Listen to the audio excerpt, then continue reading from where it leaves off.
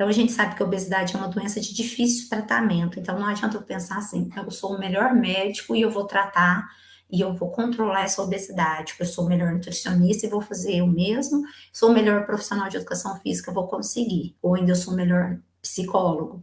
A gente sabe que o tratamento da obesidade, ele terá pilares de sustentação, e disso, né, a gente recorre ao termo que a gente vai falar hoje, que é o tratamento multidisciplinar, né?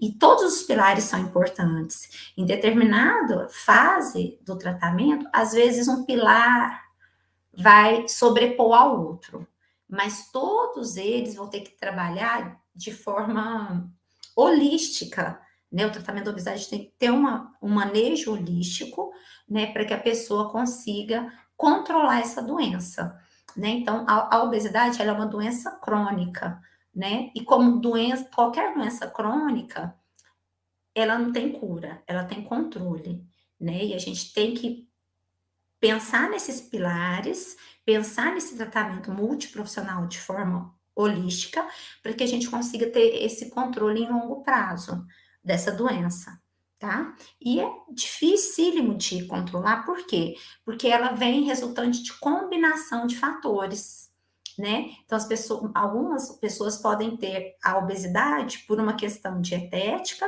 por uma alteração endócrina e por questões sociais, né? Então, o tipo de comida que ela vai escolher, né? A quantidade de álcool que ela vai estar ingerindo, tendo hábitos tabágicos ou não, né?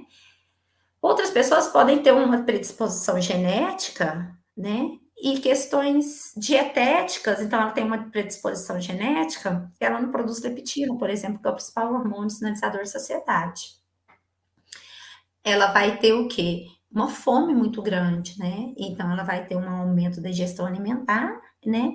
E além da fome, dificuldade em saciedade.